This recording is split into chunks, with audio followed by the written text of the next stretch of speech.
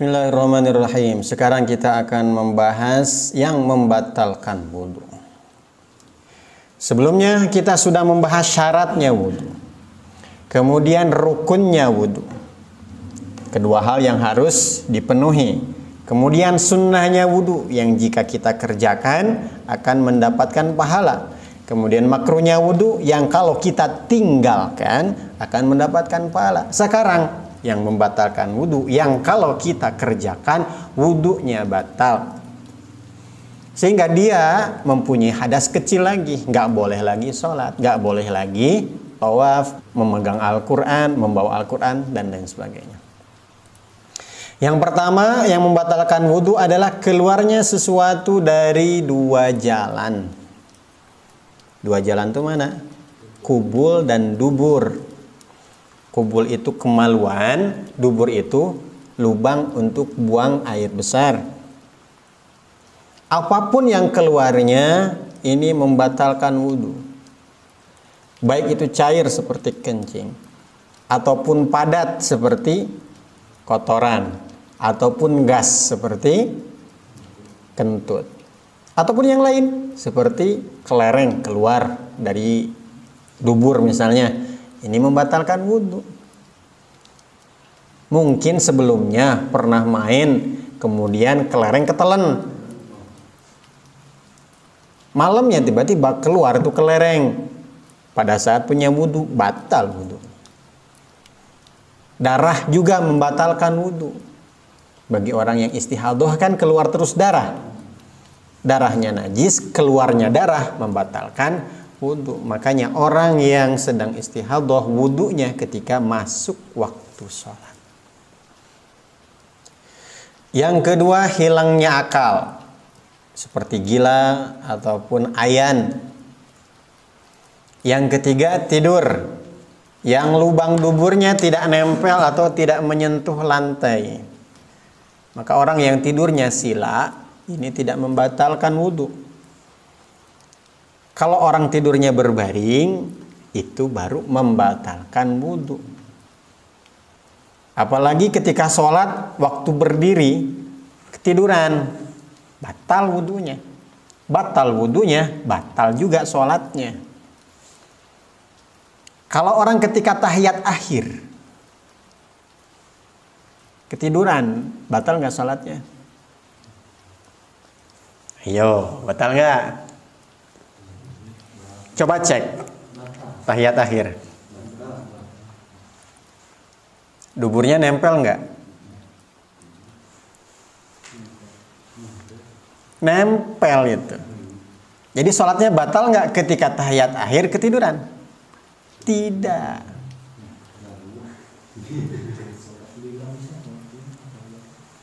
Tapi karena dia lupa bacaan sebelah mana nih, ya diulang dari awal. At-tahiyyatul mubarakatus shalawatut thayyibatu lillah.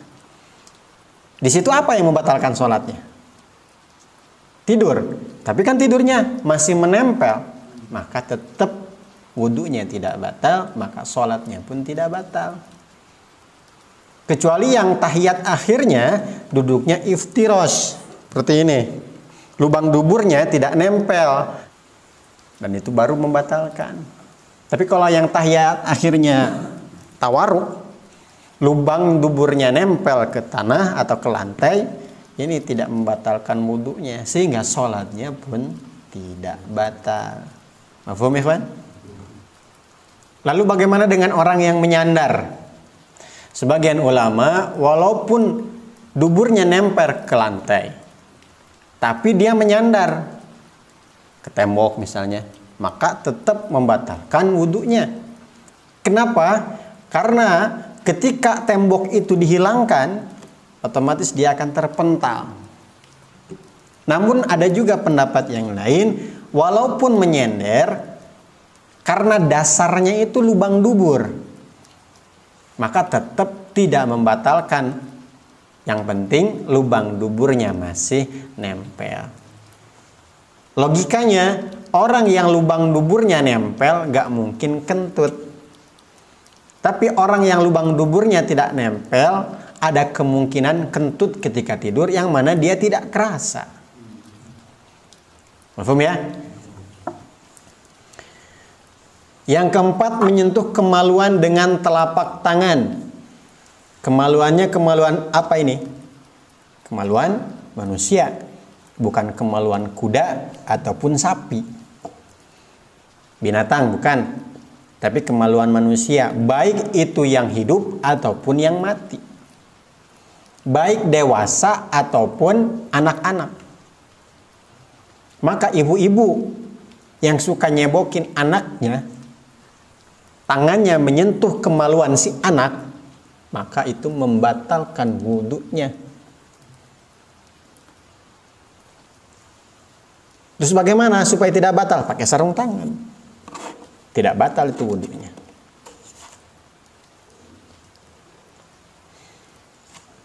Dengan telapak tangan, jadi kalau pakai ini, punggung tangan, ini tidak membatalkan wudunya. Dan tanpa penghalang. Jadi kalau kemaluan kita gatal, kita garuk di celananya sampai lecet pun tidak membatalkan wudu. Dan juga menyentuh lubang dubur.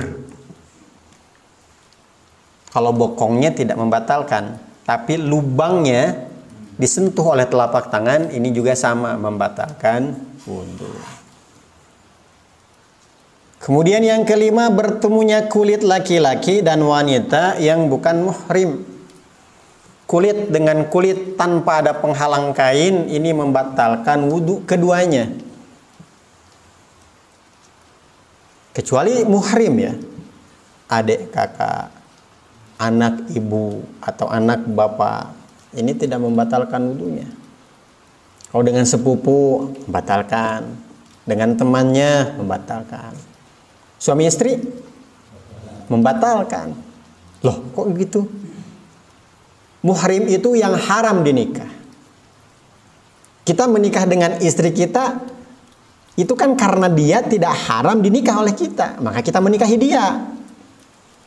Maka sebelum menikah dengan dia membatalkan wudu, setelah menikah pun tetap membatalkan wudu. Karena dia bukan muhrim. Hanya saja istri ini menjadi halal yang dulunya haram.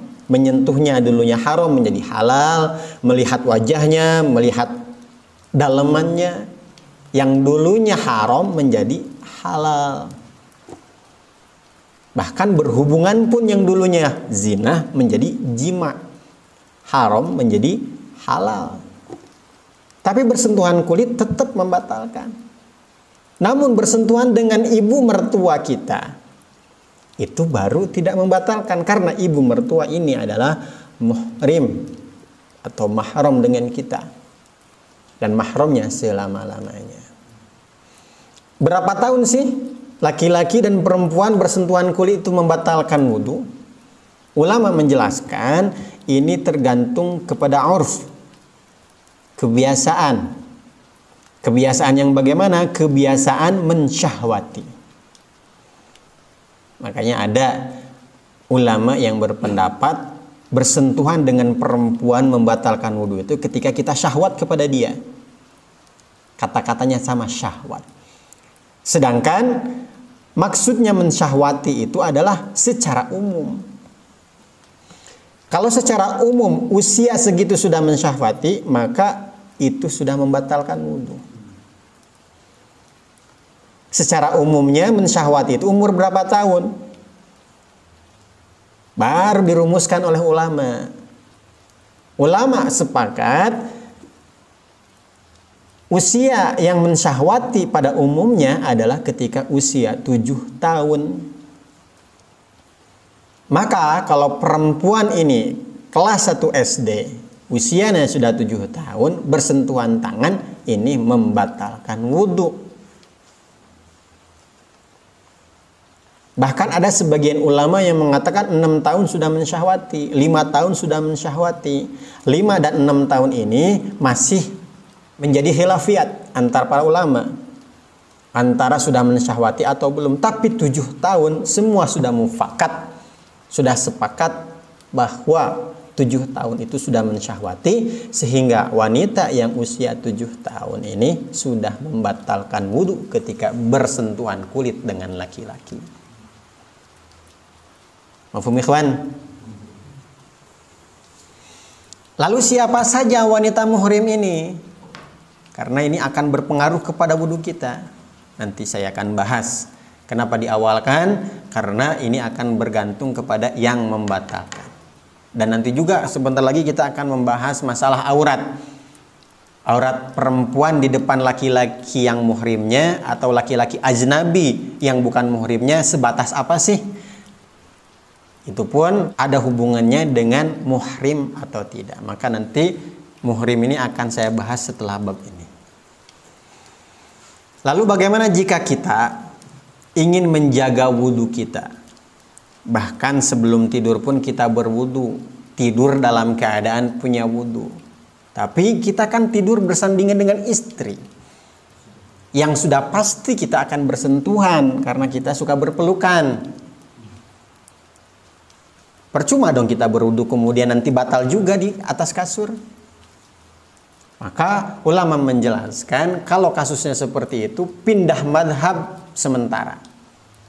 Karena darurat. Pindah madhab boleh itu ketika darurat. Daruratnya di mana? Yaitu tidur tadi bersebelahan dengan istri.